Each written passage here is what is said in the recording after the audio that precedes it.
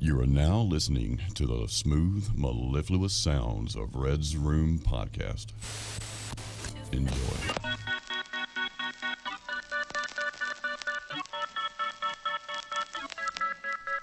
Welcome to episode number 41 of the Red's Room Podcast.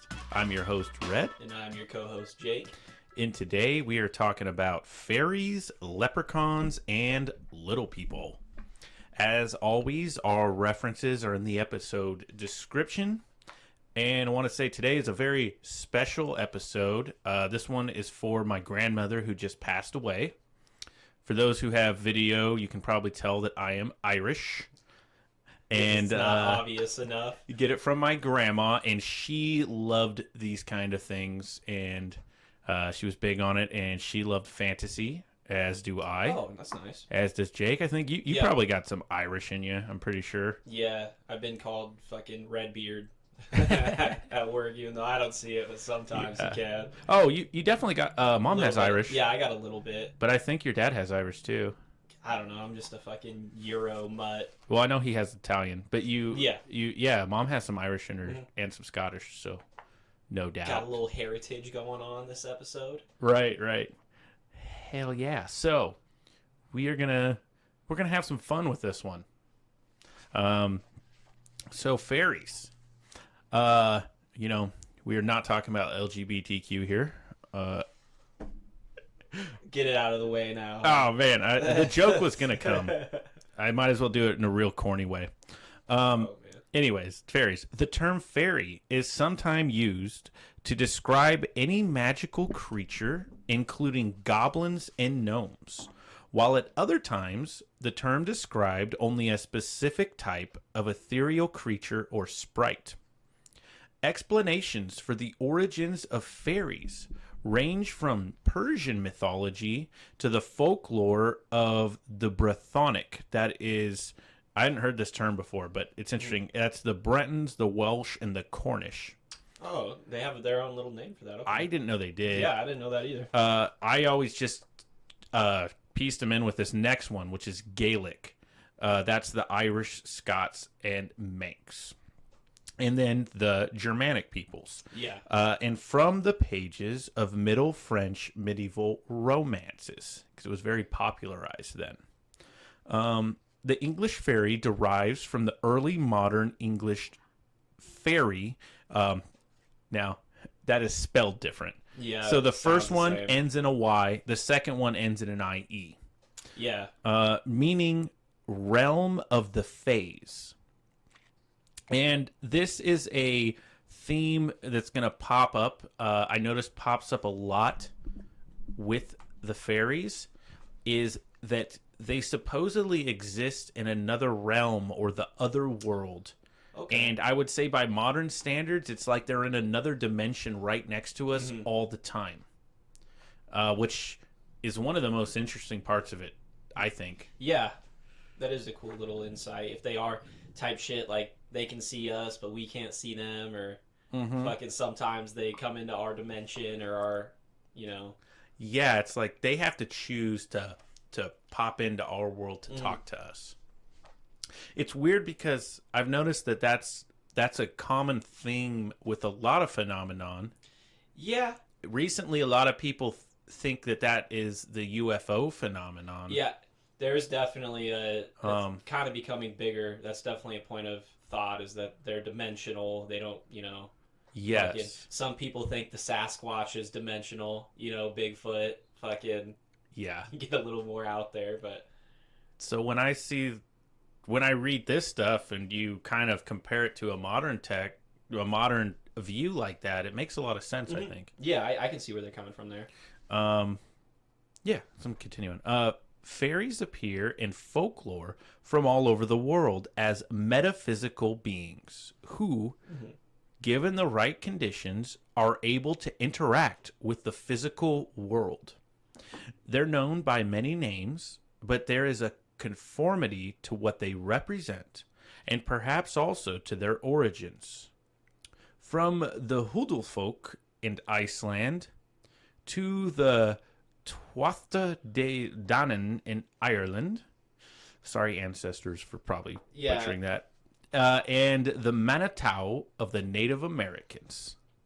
These are apparently intelligent entities that live unseen beside us until their occasional manifestations in this world become encoded into our cultures through folk tales, anecdotes, and testimonies.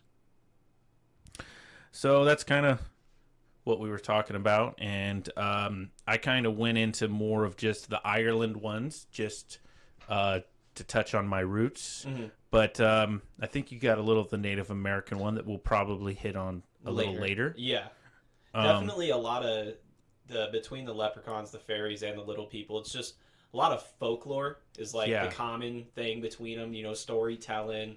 This happened. He said, she said, kind of stories. Fucking, and they're all kind of dope. One thing that I did want to touch on too is like a lot of the things I read that they're not always good either. Some of them are like they kind of use the word like mischievous a lot, or you know, not demonic, but not like I've even heard fucking on Wiki. I think it talked about fucking possible like fallen angels or fucking. There's like a bunch of different theories about. Yeah, I got a little bit on that too. Are. Yeah. But it's kind of totally like agree. Just a fucking box. Just you pull out of the box. Who fucking knows what you're gonna get? Type deal. It seems to be where some of the classifications of them came from, too, of learning how mischievous or friendly they were. Yeah, definitely. That definitely played a part. And I thought of something that I've looked into for a future episode we'll probably do, but that is gremlins. We're not just talking about the movie here, like actual fucking... They come from creatures that I believe World War II. It might have been in World War I, but that pilots would encounter and that they were mischievous and would mess with their planes, but sometimes they would also help them. Yeah, and it seems like the same kind of phenomenon. Also, I thought of I think it's kobolds that the miners encounter. Cobalt miners. Not kobolds. Like, okay. You ever like played a fantasy video game that had kobolds? They're kobolds. I don't know even how you say it, but how would you describe them?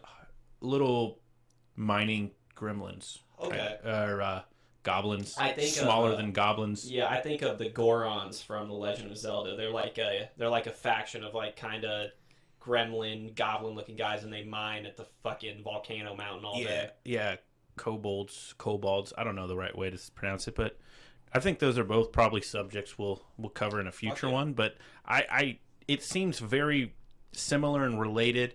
Also, elves are very related. Okay.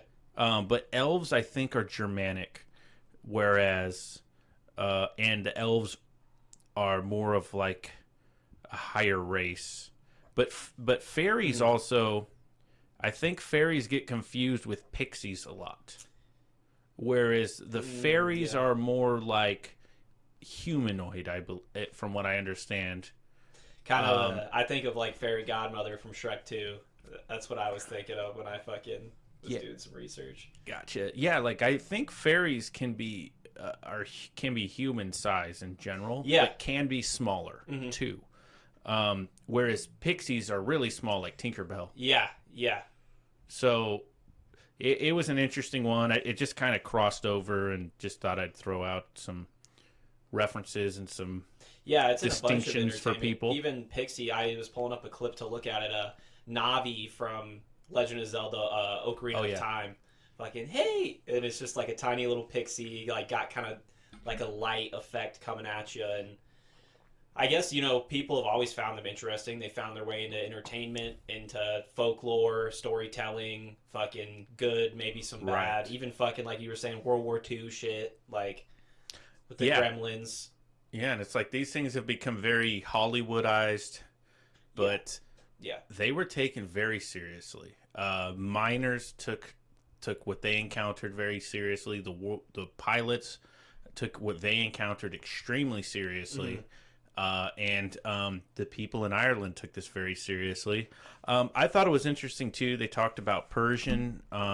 It seems like everywhere in the world there's things like this. Like I've heard of the Jinn, which are attributed to be similar type of beings. You know, and that's where genies come from. So there's like a wide range, a plethora of what these types of things can be, and that's another one that will probably be its own episode on itself. I think there's a note in here somewhere that mentions it. If I took that from one of the articles that I got this stuff from, but I just wanted to mention it. Yeah, there's a lot. They go into a lot of things. It's amazing from all these different cultures, supposedly for thousands of years, where we believe maybe they didn't even talk to each other, but they all have these weird encounters with these supernatural or otherworldly types of things. Yeah. Tons of different backgrounds, ethnicities, it's definitely fantastical. Yeah, I was surprised how light and unserious I thought this topic would be until I started diving into it. And I was like, man, there's some interesting history things here that, there is the light stuff too, the Hollywood kind of stuff, but there's a deep history here. Yeah, I was weird I read the same thing you read earlier, that their fairies are related to like gnomes and goblins, and I was like, what? Yeah, those they're like the same thing. They're like in the same category, and so are leprechauns, which is why we included them. They're like in the same category of creature. They're like us. They don't believe them to be exactly the same creature, but they kind of put them in the same category. Definitely. Like they're related somehow. Yeah, I don't know if there's a name for this kind of category of Fae. I think we go with Fae nowadays. Because that's a term I've heard for the other world or the other dimension is the Fae. Gotcha. We'll get more into that. Let me read a little more of this cool stuff, and we'll pick it apart. One common fairy tale motif, for instance, is the suspension of time when a mortal visits fairyland. A nice example is the Irish story of Ossian, a poet of the Féin. After falling asleep under an ash tree, he awakes to find Naim, the shape-shifting queen of Tir Nanog, the land of perpetual youth. Summoning him to join her in her realm as her husband, he agrees and finds himself living in a paradise of perpetual summer, where all good things abound and where time and death hold no sway. Once back in Ireland, he realizes that decades have passed and that he is no longer recognized or known of. Inevitably, he dismounts his horse, and immediately his youth is gone, and he becomes an enfeebled old man with nothing but his immortal wisdom. There is no returning to the fairyland of the Tir Nanog. So it aged him?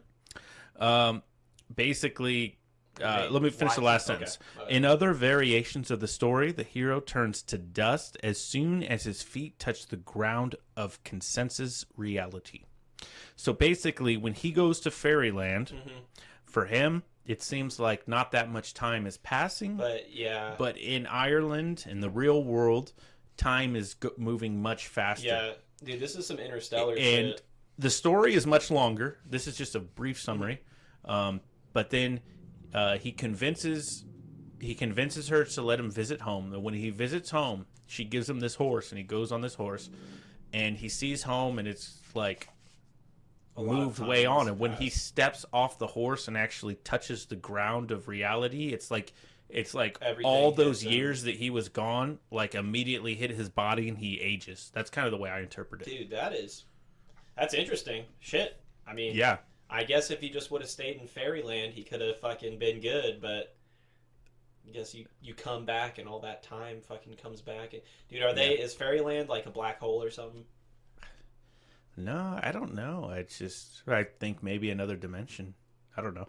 It also kind of makes me think of like what was that movie? Was it Interstellar? Yeah, that's what I was saying. Yeah, totally Interstellar. When they were on shit. a different planet, and on that different planet, time was going by way faster than it was on Earth. Yeah, and they come back, and the black dude is like, it's been 23 years, fucking. And they're like, what? It's only been fucking however many hours. Yeah, it's that fucking, what is it? The time is relative bullshit. Like, yeah, time happens differently where you're at. It's also supposedly been a motif in some abduction stories. Yeah. You know, which I find a connection here. I find a lot of connections here. Mm-hmm. Maybe I'm wrong, but it's an interesting, very interesting theme that's happening over and over we're again. not. Yeah, I don't think you're wrong. I don't think it's necessarily the same thing, but the idea is similar. It makes sense. Yeah. No, I kind of think maybe it's the same phenomenon, seen different ways. It's just weird to me in this, to where, like in Interstellar, like they come back and they've only aged however many hours or days, and it's been 23 years on like Earth. But in this scenario, he hasn't aged at all. But when he comes back, then yes, that is a very good point. It's slightly different to where he comes back and then he gets all the age fucking shit. Yeah. So it's like, to me that adds interesting, like the mythical touch to it. Definitely. I am enjoying this topic more than how you were saying, like you didn't think it was going to be crazy. Like the fantasy fucking shit going on here is pretty dope. Like, right. You could like see this in like a Lord of the Rings or a Game of Thrones or a slightly different fantasy kind of things. It's pretty dope. It's pretty interesting, and yeah, it goes deeper than you think, and we're just touching on some of it. You know, definitely. I grew up seeing all the like little pewter fairy figurines that my grandma would collect and things like that. That's dope. And those little pewter figs are pretty dope. My dad had a few of those as well, and yeah, they were cool. And reading all the fantasy novels, and me and her would go back and forth on them.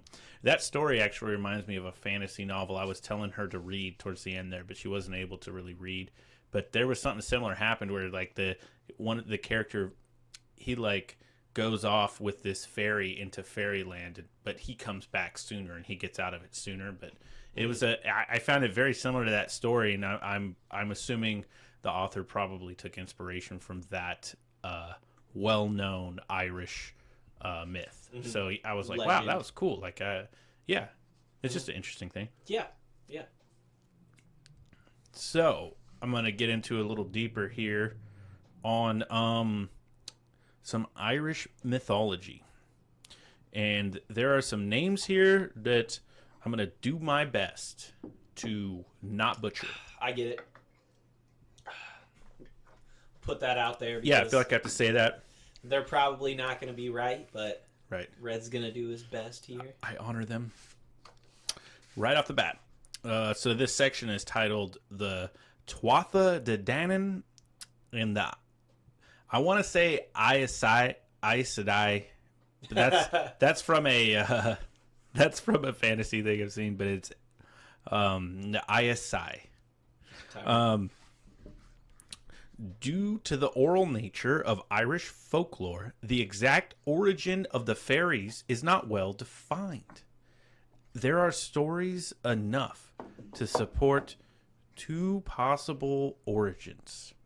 The fairies could either be fallen angels, which Jake mentioned earlier.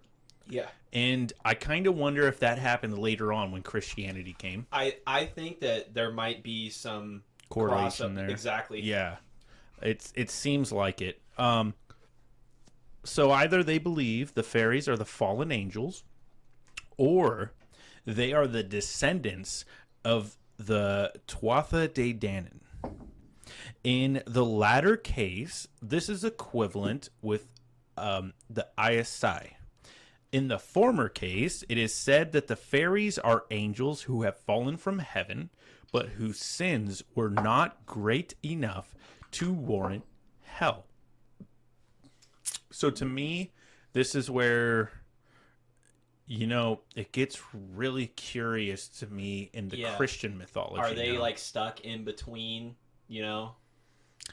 I don't know because I have a lot of questions there that probably go really deep. Because that to me probably doesn't leave that many angels. I think about the third of heaven that fell to have sex with women. Yeah. And become the Nephilim. Their offspring became the Nephilim. Mm-hmm. But my interpretation, my belief of that, my understanding of Christian mythology is that those became the demons. So I'm like, if they became the demons, then who are these other angels that are still stuck in between?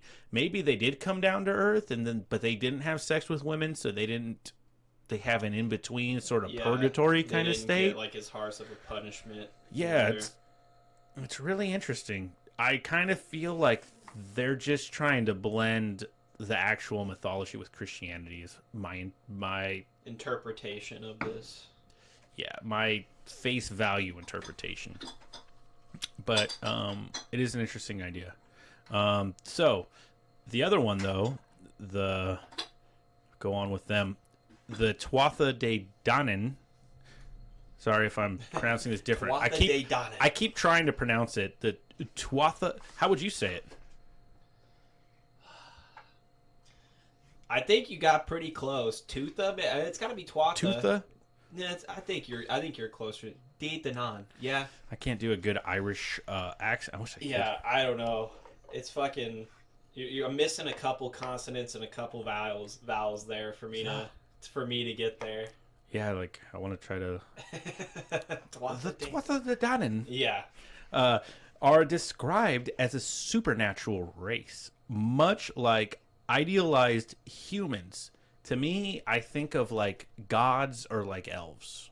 Is what the personation I'm getting. Okay. So, but they're like idealized humans who are immune from aging and sickness and who have powers of magic.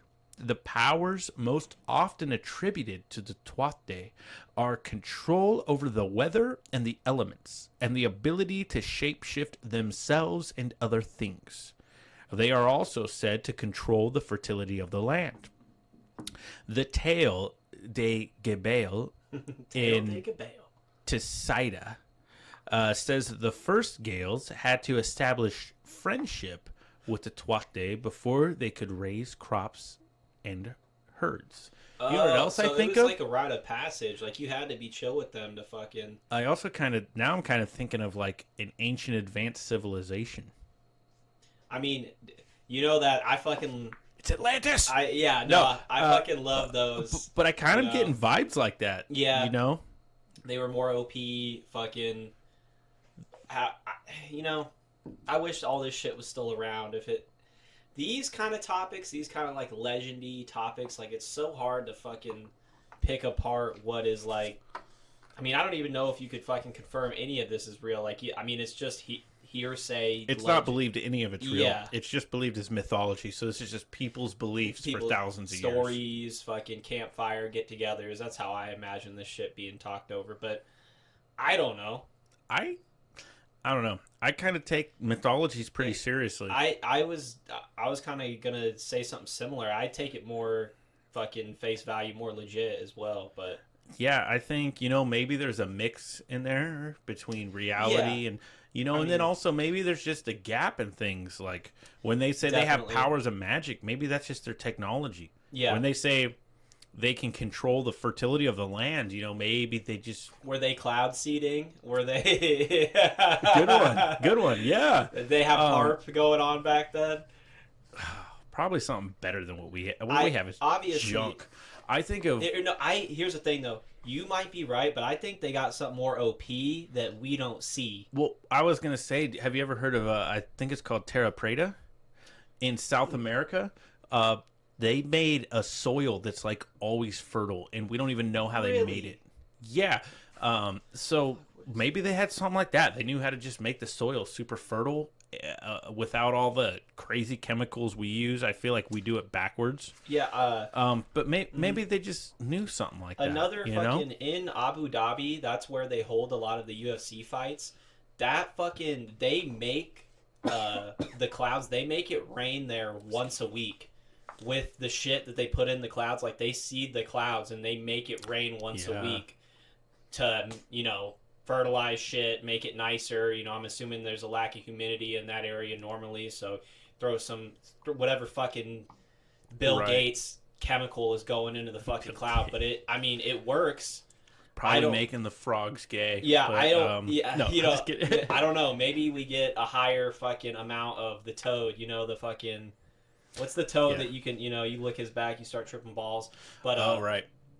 I don't know if I don't know how you just linked that together, but that was interesting. The Bill Gates fucking chemical water fertilizes those. I don't know, but fucking what I was gonna get to is I don't know if there's any long-term ramifications for that. I don't know. I don't know either. I don't know. Yeah, I would be nervous to mess with nature like that, but I would too. But what do we know? You ain't gonna get anything from me, man.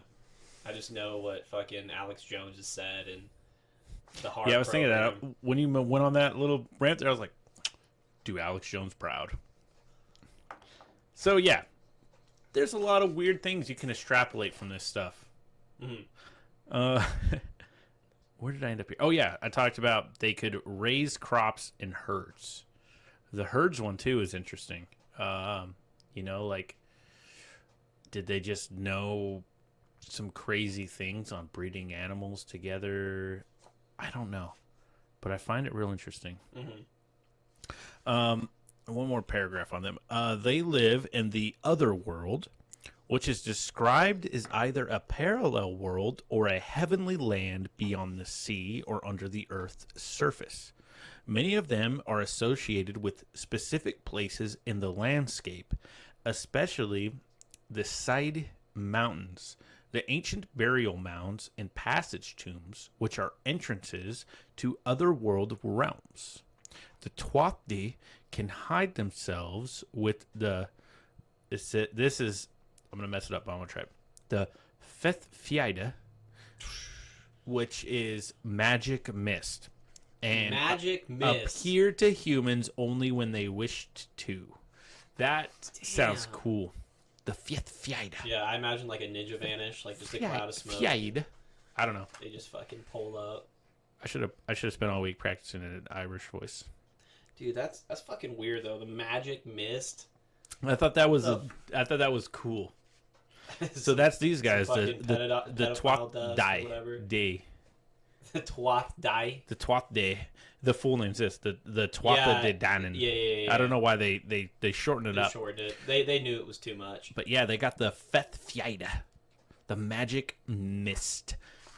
I can picture that two ways. I can picture that really cheesy, dropping a smoke bomb like a ninja. That's what I was. Ninja vanish, like they fucking appear through the smoke. But I think more of that.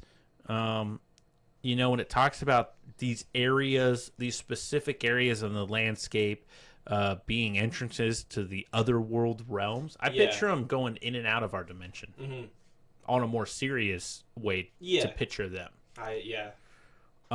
So I could go on with fucking. So supposedly fairies are descendants of these guys that I just talked about, the Tuatha Danann. Supposedly the fairies, if the fairies, there's two ways: either they're fallen angels or they're descendants of this race, which is they're kind of, from what I was like reading about them, they're kind of like gods almost, which makes me think like maybe they're the fallen angels and the fairies are their descendants, but I don't know. Yeah, there's a bunch of ways to interpret it. I get what you're saying there. Yeah, it seemed weird. I could see both ways. I kind of, to me, just in my background, the fallen angels makes kind of more sense to me, but they're just connecting it to biblical interpretation. So, I mean, any of them are as valid as the other. Maybe it's the same thing in just a different way, a different lens to look at it, you know? Yep. But to me, the Tuatha Danann are like the elves, and then the fairies are their descendants. Is one way I kind of think of it, but I'm not sure. It's so interesting though. So now I'm going to talk about the Faries, which is the Aes Sedai. So, the Aes Sedai, and the Irish name for a supernatural race in Celtic mythology, Daoine Sith in Scottish Gaelic. I was like, there's where Sith comes from. Yeah. Comparable to fairies or elves, they are said to descend from the Tuatha De Danann, like we said, meaning the people of Danu. Depending on the Abrahamic or pagan tradition. That's Christian or non-Christian. Yep. The Aes Sedai are said to live underground in fairy forts across the Western Sea, or in an invisible world that coexists with the world of humans. This world is described in the Leber Gebelia Erin, a parallel universe in which the Aes Sedai walk among the living. Sorry, yeah, that was a lot. It's weird how they. Oh shit! It's weird how they say that they walk among the living. Like, are they not living, or are they just using the word "living" as like our dimension? There's some weird things too, where like the otherworldly portals are like in, like I said, ancient burial mounds and tombs. So I think they get grouped in with ghosts sometimes. Yeah, spiritual fucking. Yes, but yeah, it's just weird to me. Yeah, I guess it's just how it's probably how whoever fucking transcribed this shit or whoever fucking wrote it. I guess it's common to count us in as the living, and they're like other, kind of not necessarily non-living, but I don't know. They don't breathe fucking oxygen, or they don't have fucking flesh and bone like we do. I don't know the main difference, but well, I think of I've heard of similar correlations before too, like of people having seances and supposedly talking to a loved one, but then somebody there with more knowledge discerning that they're talking to a demon.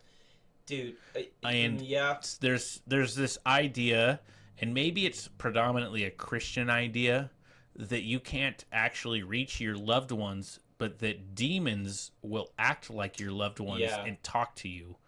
I kind of think of that as a correlation to this, but this is like a pagan version of the same phenomenon. That's a fair point. It's one connection I saw that I kind of wondered about. Who knows what it is, but I think, to me, a lot of different cultures and mythologies seem to be talking about the same thing. Just in their own version or their own way of doing it. Yeah, and it's recorded in different parts of different periods of time, which is another maybe kind of barrier to see the similarities. But also, trying to dissect like the etymology, like trying to learn what this word means and how it correlates to our language. Exactly. A lot of shit has definitely been lost, and no matter what fucking topic, the farther you go back, the harder it's going to be to get the one-for-one translation. So no doubt. Probably some of this is watered down, but maybe some of it is kind of legit too. Yeah, I mean, I kind of subscribe to it. At the end of the day, people are people no matter where they are. And I think we all kind of believe and see the same things. Mm-hmm. Yeah, like even... Maybe just culture and time gets in the way of that. I think totally, like the fucking... when we go to the UFO shit, like we see saucers, or there's even like the different kinds, like the jellyfish one came out recently, and like in the Bible you have like burning chariots. Right. You know what I mean? So were those the same thing? I don't know. Maybe not. Maybe it's just how they saw things. Right. Is it everyone just kind of seeing where you like a time period where they kind of talk about this too, like certain times of the year, the veil between worlds is thin, and in some ancient things, that's the veil between the undead but in other belief that's the veil between like the fairy world, yeah, and then maybe it's the aliens, the Greys, whatever the is fuck it it all is. the same thing, or or is like the veil thin between multiple dimensions at once, and you can get all these different things when you're in the right time and place at the exact time, I've also heard too of that, like whatever the other dimension is that when we see it, is there appearing to us is something that we can understand. So maybe when the Irish saw this 1,000, 2,000 years ago, they're seeing something that they can understand more like them. Yeah. And then when like the Jinn in that culture, when they're seeing it, it's looking more like something they can understand. Exactly. And then it just so on and so forth. You can extrapolate. Yeah, and if it's something that you can understand, like we don't have like the tool set, we don't have the words to be able to communicate what we actually are seeing. So right, maybe it truly is angels. Maybe we just can't. Yeah, we don't have the capacity to really comprehend that. Like I think there's a scripture that says like if you hear the word of God, you'll die. If God Himself, herself, whatever it is, actually talk to you, you would die because you couldn't. It's too fucking it's OP, too much. Dude. Yeah. So like maybe an angel being a step down from God, when you see it, it has to like extrapolate itself in a way. Either it changes or your mind has to change it. To be something you can understand. I don't know. We're just spitballing here, right? It's just exactly ideas. And who knows? Maybe none of this is true either, and they're all just campfire bullshits. Maybe we're totally wrong. Maybe it's all BS, but I don't think it is. I don't think so either. But maybe also it's different thing. Maybe it's different things. Who knows? The unknown. Yeah. Okay. Yeah. Let's continue on. I got a little more on these guys. The ISI are seen as fierce guardians of their abodes. Whether a fairy hill, a fairy ring, a special tree, often a hawthorn, or a particular lock or wood, it is believed that infringing on these spaces will cause the ISI to retaliate in an effort to remove the people or objects that invade their homes. Many of these tales contribute to the changeling myth in West European folklore, with the ISI kidnapping trespassers or replacing their children with changelings as a punishment for transgressing. The ISI are often connected to certain times of year and hours, as the Gaelic otherworld is believed to come closer to the mortal world at the times of dusk and dawn. The ISI correspondingly become easier to encounter.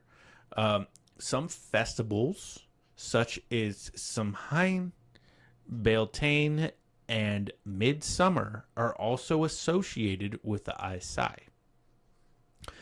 Some things we kind of touched on a little bit there that I thought interesting.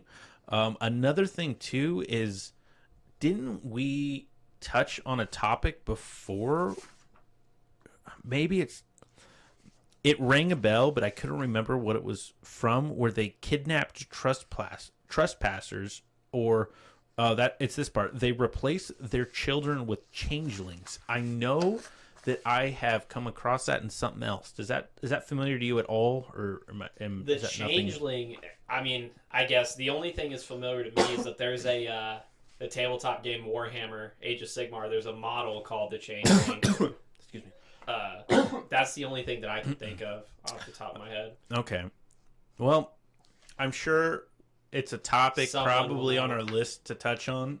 Oh, yeah. And that when we do touch on, I'll be like, that was it. I'm trying to think of the change. But I've heard of that too. I've heard of that from something else, where they remove your children and replace them with a changeling.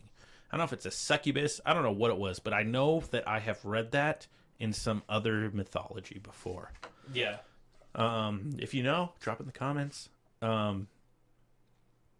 Yeah. So, what did we not go touch on here? We already kind of talked about this, the different times of the year being associated with them. Oh, Yeah. yeah, that was one thing I thought interesting. They said times of the day, such as dusk and dawn. I also think of, have you heard of like 3 a.m. being like the ghostly hour? Yeah. I've done fucking Ghost Adventures and all those fucking shows. Yeah. Apparently, like, 3 a.m. is like a weird time where fucking, I guess I don't know if it's the in-between of light and dark, like the time, or just, that's just a hot spot for fucking weird spiritual shits to appear, but Yeah. I've definitely heard that before. Yeah, I've heard that quite a bit. I thought of that when I read that. I definitely think of a Ouija boards too. I think 3 a.m. has a weird kind of correlation with doing that kind of stuff, kind of conjuring a being or seeing one or whatever. Yeah, Personally, I don't fuck around with any of that shit. I don't like to get in any of that shit. You'll never catch me with a Ouija board. It ain't happening. But yeah, me either. No. I'm not touching one of those things. I'm not saying they're real, but I've seen some weird videos and. Yeah, I don't know that I 100% believe in it, but I respect that. Yeah, I respect it. Yeah. I've had a few weird times where I thought something weird was happening to me in the middle of the night that nothing crazy, but just enough to where I'm just like, I don't know that there's nothing there. Maybe it's just some weird paranoia in the back of our head that we've evolved to survive. I think where that's a lot shadows in the dark mess with us. Shadow people, that's even a topic on itself. Yeah, like maybe, I know there's a name for where in our minds, humans, we see things and we will kind of attribute faces to them, even though there's not a face in there. I've had that in dreams before. Oh, that's interesting. Yeah, I kind of put a face in there, and it's really not that. That's an interesting one. Yeah, I wonder if maybe like in the shadows, we're attributing. Our mind is recalculating that image into a figure that's not there, and because of the way that we're evolved to survive, we get scared of them. Dude, even if you're like sleepy or not 100% there, like you hear something weird, look out in your window, and you think you see something. The next day you go out and it's a fucking fire hydrant or something. Like, right. Your brain can definitely fucking make you. And I think that's what you were saying before, like just our evolved nature of survival, and like, oh, this could be something predatory or something bad that wants to get to me, so I'm gonna think more of the worst case scenario. Right. And your brain kind of fucks with you a little bit. It knows that your vision's limited at night, and it's just gonna overcompensate just out of survivability. Like, better to overcompensate than undercompensate. Yeah. Yeah, that makes sense. Another thing too is like when you're in that dream state, they're doing more research on it, but like your brain's releasing DMT, supposedly. I don't know that it's 100% confirmed. I'm pretty positive that's confirmed. But DMT is the dream chemical. I don't know that it's 100% confirmed because they have to like drill into your brain.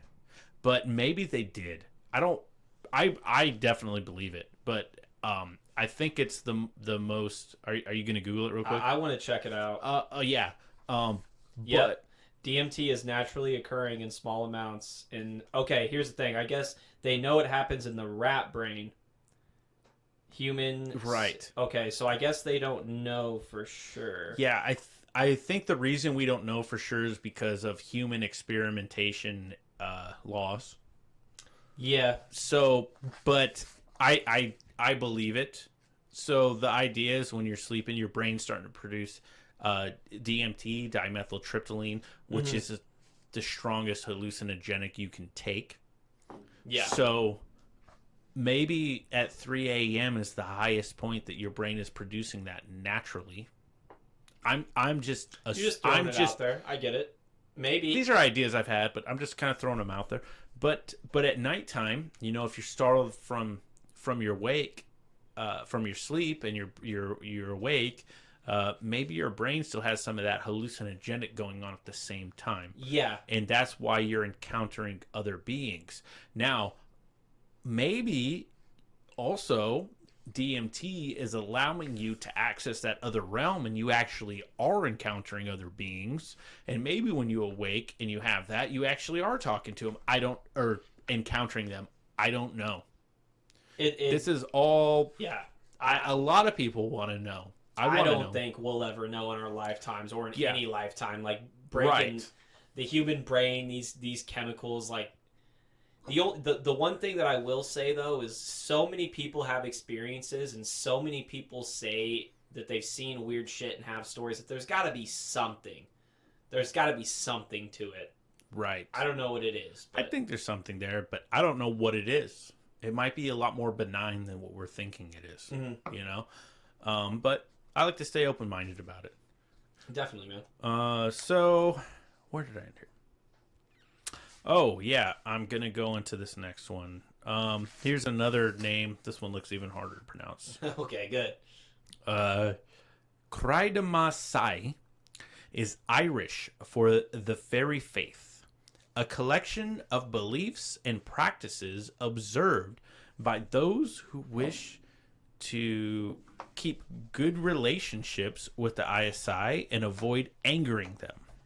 The custom of offering milk and traditional foods such as baked goods, apples, or berries to the Aesai have survived through the Christian era into the present day in parts of Ireland, Scotland, and I don't know this term, the diaspora. Those who maintain some degree of belief in the Aesai also are careful to leave their sacred places alone and protect them from damage through road or housing construction. There is a long list of types of fairies. Some, okay, I wasn't ready to go in this part. So the interesting thing here is that this set of beliefs, which I didn't even know had a name, fairy faith, Cried Masai. I don't even know if I'm supposed to roll that R. Thanks, Jake. But I have actually heard of this before. And I also find it kind of similar to like the beliefs in Buddha. I've seen Buddhists who leave out like oranges and like fruits and other things before the altar of Buddha. But it's similar, but I think it's a little different. But so the custom of offering milk, I believe that they like leave out like a bowl of milk on the windowsill for the fae. Interesting. But it also says baked goods, apples or berries. It's like an offering to them that they leave out. Yeah, all I can think of from that is milk and cookies to fucking Santa Claus. Probably where... Maybe a huge correlation there. Maybe because also we get a lot of origins of Christmas from Germanic origins, and we have some in this topic as well. So maybe there's a little crossover there. There's probably a direct connection there. I think you're totally right on that. I think you hit the nail on the head. Totally. Yeah, I find it interesting. I have heard of that. But yeah, I don't know if people still do it, but I didn't even know it had a name to it. Yeah, it does. The fairy faith. Yeah. What religion are you a part of? I'm a part of the fairy faith. I leave out offerings every night. You know. Yeah, I think it's... And then I pray to Odin. You're right. All hail. Yeah. All hail the All-Father. All hail. No, we should salute that. All hail the All-Father. Yeah. Drink to that. Yeah. It's fucking interesting, man. I mean, I know we've spitball a lot, but the connections that can be made through just a bunch of these fucking topics is just... It's insane. It's honestly just retarded how many can be made, you know? Yeah, I think it doesn't end. Yeah, you're right. Like, it's the more of these things I learn about, the more mythologies from different faiths, and it's like the more similar they are. Mm-hmm. And, you know, obviously some of the connections are a little thinner, but some of them have some bones to them where it's like, man, this seems they're almost the same shit, just a difference here, you know. Right. Maybe add in a little bit there, and now you got something new. Which we're gonna have to touch on more Middle Eastern ones at some point too. We're gonna have to talk about the jinn. That's something I've wanted to talk about. I'm down as fun to talk about the jinn. I'm interested. I was very surprised to see them pop up in here, and I didn't expect it either. I'm very interested to see more connections and just even the nuances too of theirs. You know. Okay, so now let's get into actually. Did you have to talk about the Native American fairies? Yeah, I can talk a little bit about them. Let's go into that first before I go into this next part. So, I guess it's not just fairies though. I'm more talking about little people. Little people, I was going to hit on at the end. Okay, is that mostly what you got? Yeah, that's mostly what I got. So we can wait a little bit. Okay, we'll talk about the end. I'm going to hit on little people. They're at the end. Now I'm going to talk about specific types of fairies. So fucking do it. You didn't have anything to throw in on fairies before I move on? In general? I think you kind of covered it, man. Okay. I just talked about, when I was talking about earlier, how they're kind of mischievous. The Latin root for fairy is fae, meaning fate, like you already kind of touched on. Yes. They're often mischievous creatures, maybe dark and evil intentions, maybe not. I think you kind of hit the nail on the head. And then, right on. Yeah, just how they pop up in entertainment. I already kind of touched on Zelda and how they had a little bit there in Shrek 2 with the fairy godmother, but yeah, and she's kind of they made her kind of like a bitch. Zelda, I think of but that's almost pixie, like how you were saying before. Yeah, no, and I think of Peter Pan. Yeah, exactly. Which was originally just a book though.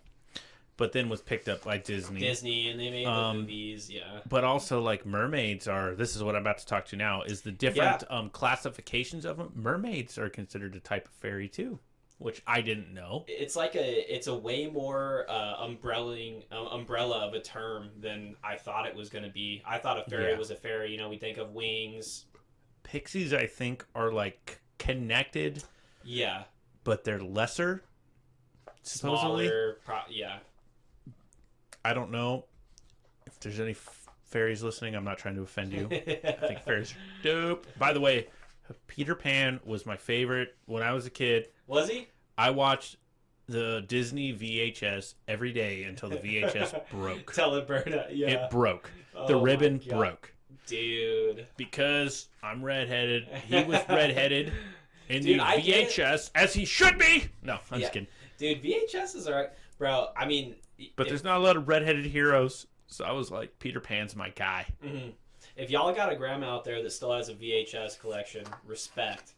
That VHS collection is fucking badass, and no one cares anymore. Love VHSs. Yeah. I watched a ton of them from my grandma, who this is for. Rest in peace. She had all the Disney movies on VHS in this big cabinet that, like, well, actually, it wasn't that big when I was an adult, but I was a kid. At the time, it was big, fat. that swung open, and it had them on the doors and inside of it, and yeah. Dude, my grandma, Noni, she had probably the same exact cabinet. They both had the same thing. The fake wood cabinet. Exactly. Yeah, that was legit back in the day. It had the creaky ass fucking...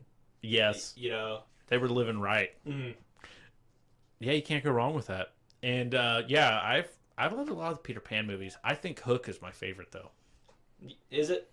The animated ones, I like the original animated one. But then Hook, when Robin Williams played him, I did like that one. I kind of grew up with that movie, too. I did really like that movie as well. I wish he was redheaded, but I love it. I do love that movie. Robin Williams actually did a really good job with that. That one speech that he has to Peter when he's talking about how he's cold and has no emotions. Yeah, that was like a really good fucking, like, they went hard. Dude, that was back when Disney was, like, they threw in some deep stuff that was, like, good. Mm-hmm. They were throwing some bangers down back then. Rufio was the GOAT. But yeah, some of the newer ones, I just feel like they fell off. Like, they're more hit or miss. I agree with you. I haven't watched a fucking Disney Pixar movie in a long time. But hopefully that comes around. But I feel like Peter Pan will be one that comes around again. Dude, I'm still thinking about that, bro. Hook was a good ass. That was a good fucking movie. Man, I feel like it's underrated. I love that movie. Mm-hmm.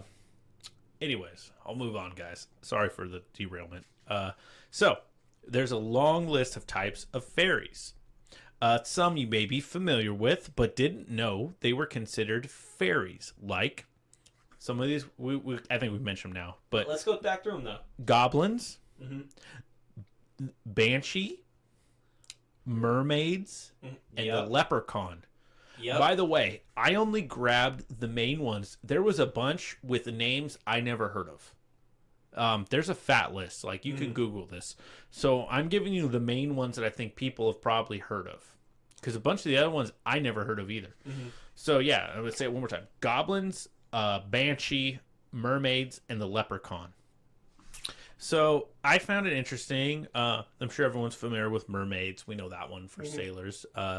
We might do an episode on them later and talk more about them. But the Banshee, I got a little sentence here on them that ties them in with the Irish, which I thought was really cool. Okay. Because maybe it's just me, but I never pictured them as being like Irish in origin. Did you?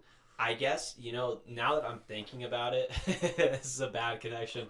The fucking the Little Mermaid was a redhead, so I guess they got that far with it. But oh yeah, okay, with that mermaid connection. That's the only thing I didn't know either. I had no idea. Okay, so the Banshee, or Bean Sidey, which is kind of reminds me of the ice side. Yeah, kind of a similar vibe. It's got the same S, and then the I has that slash over it, which I'm probably pronouncing wrong every time. But the Bean Sidey, from Old Irish Ban Sidey, which means woman of the side he, has come to indicate any supernatural woman of Ireland who announces a coming death by wailing and kneeling. So I always pictured a banshee more as like a type of ghost, but apparently any woman could be that. But somehow I kind of picture too, like do you remember when lately we've watched Peaky Blinders and the gypsies, and then they talk about a coming death? Yeah. When a woman announcing a death, and then like wailing or kneeling, but being upset about it, to me, that just means being upset about it. But a woman saying like so-and-so is going to die and crying about it, that's a banshee. Did you know that? No, I didn't know that. I always pictured them totally different. So a woman who like, to me, I picture this similarly, like when we watch Peaky Blinders, but like I picture it like the gypsy women there, but to this would be the Irish women, those who are kind of in connection to the other world, kind of. Yeah, they have a little bit of they have a little touch to them where they can kind of commune with the gods, the future, whatever. Right, which to me, I think that's a theme in other areas, in other cultures too, where women tend to be able to connect to it more. Yeah, a little bit psychic, maybe you could say. Right. But yes, so a woman who announces a coming death by wailing or kneeling is a banshee. I thought that was a cool side note. Yeah, that is cool. I didn't know that's where that term came from. Now we're going to talk about the leprechaun. Yeah. I'm the leprechaun. Yeah, yeah. And, man, the leprechauns, it's an interesting... I was talking to Red where he's getting I'm the leprechaun.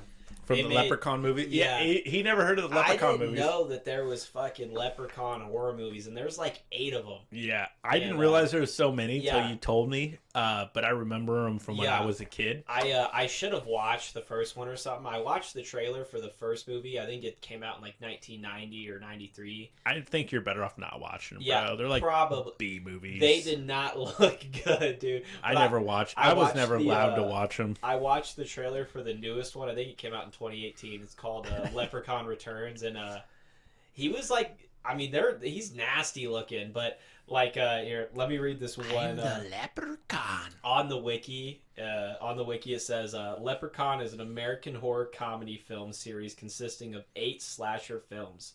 Beginning with Leprechaun in 1993, that's when it came out, the series centers on a murderous leprechaun named Lubdon, who, when his gold is taken from him, resorts to any means necessary to reclaim it.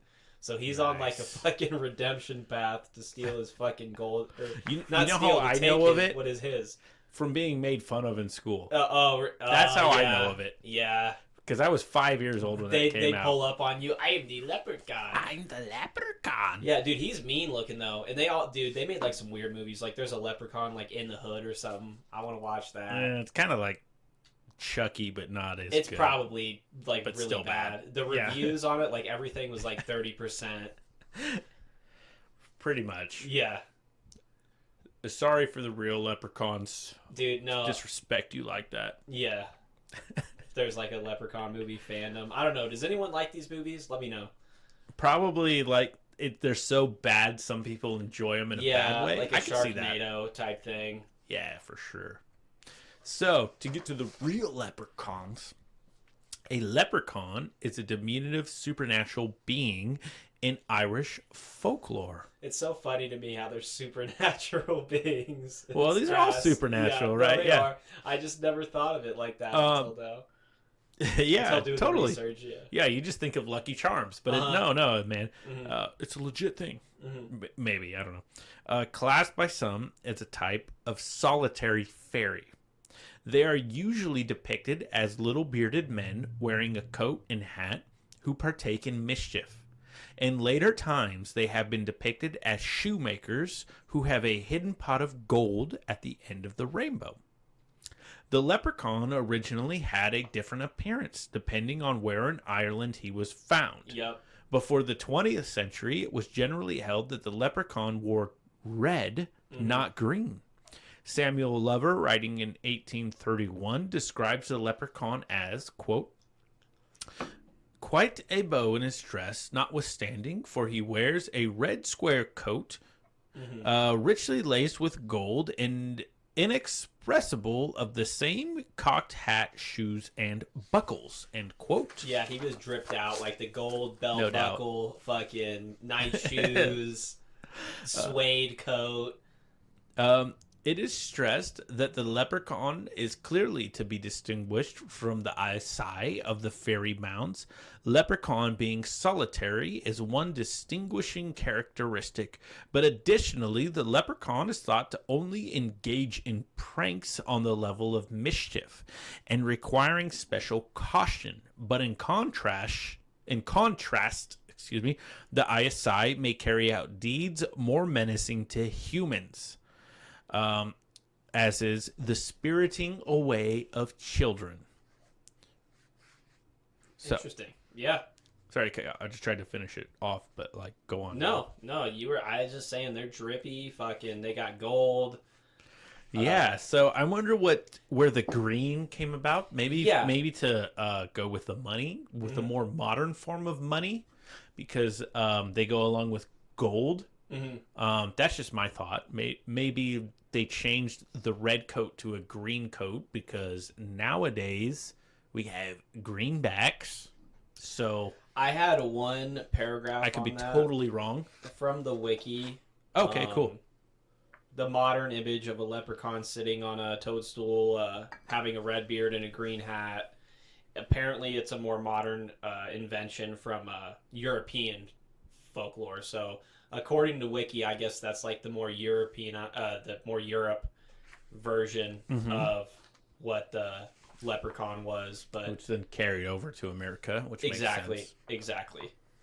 Which that would totally make sense to me as well. I also read something that the red coat had to do with like the military uniforms they had then, which were red coats. Dude, imagine like a militia fucking leprechaun just sprinting with fucking ARs and shit. ARs. Oh, dude. Oh my god. Yeah, pretty interesting. I almost get like mob boss vibes from them too.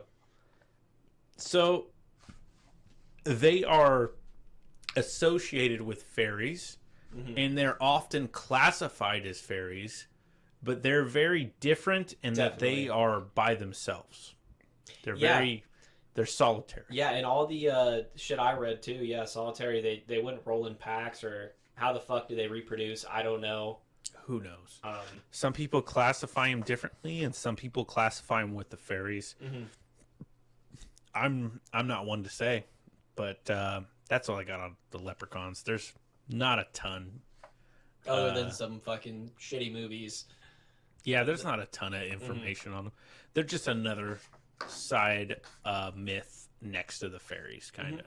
They're dope, associated though. With they are them. dope. Fucking pot of gold at the end of the rainbow. Fucking yeah, which I believe is that's probably a more modern.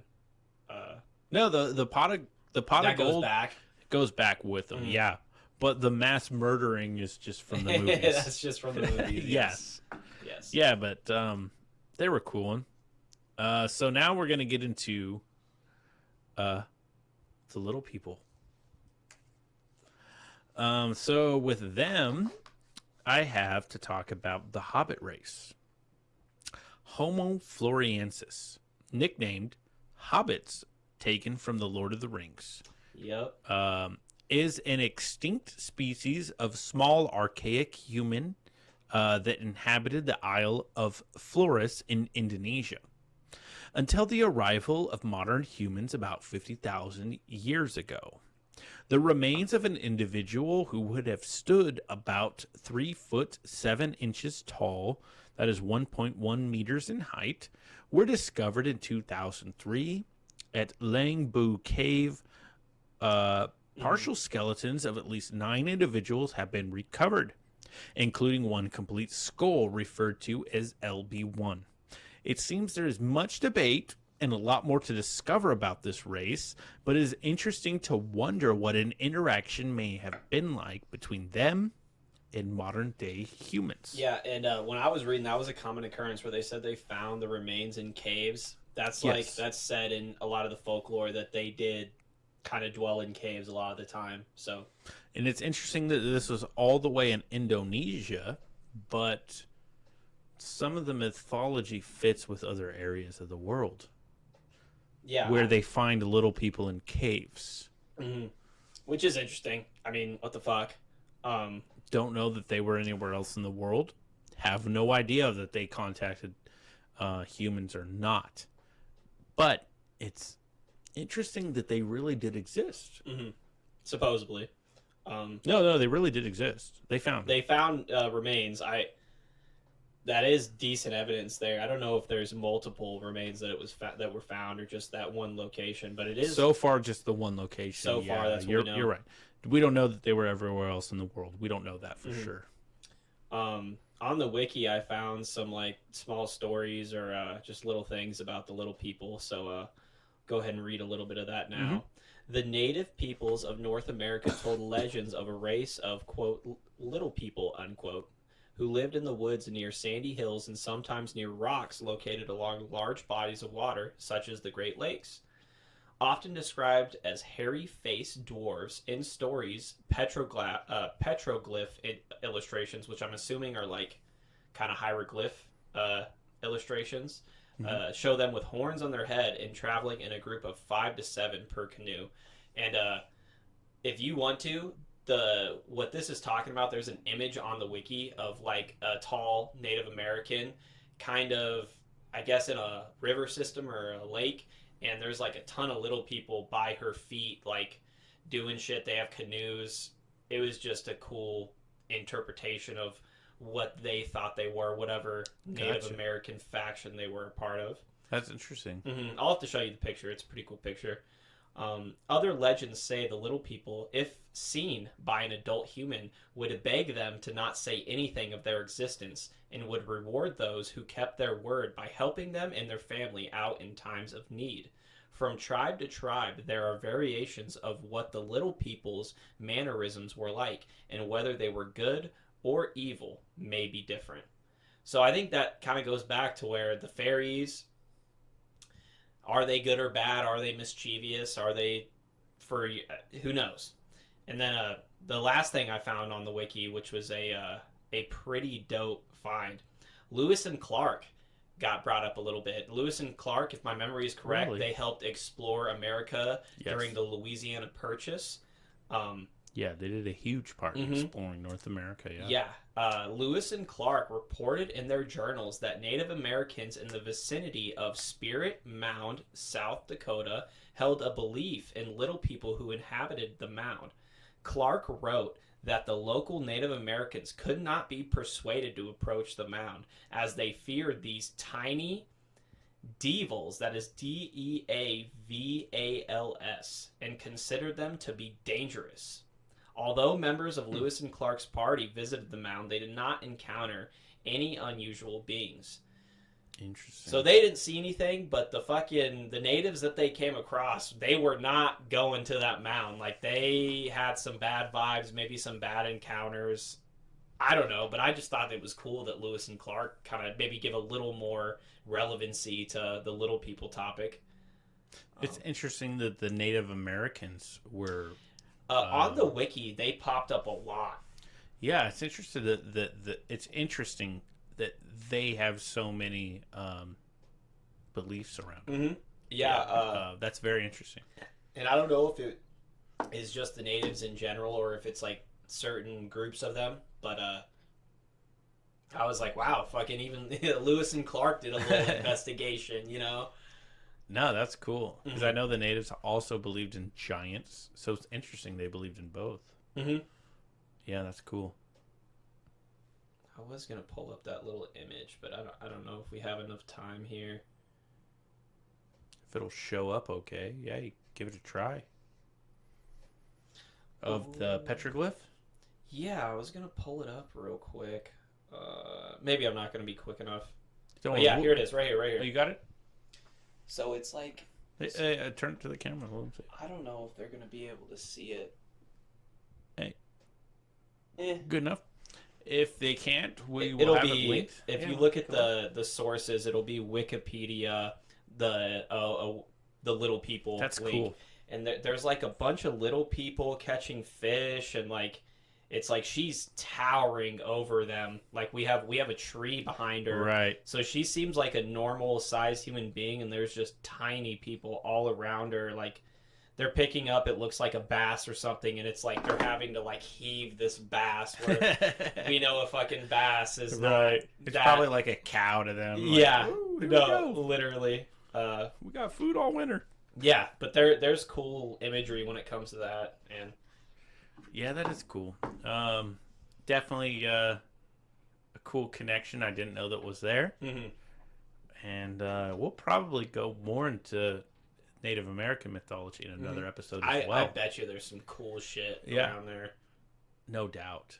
So I think I'm tapped out. What about you? Yeah, I'm good to go here. Yeah, so thanks for listening, guys. This goes out to you, Grandma. Hey, rest in peace. Yeah, so until next time, I'm Red. This is Jake. Thanks for listening. See ya.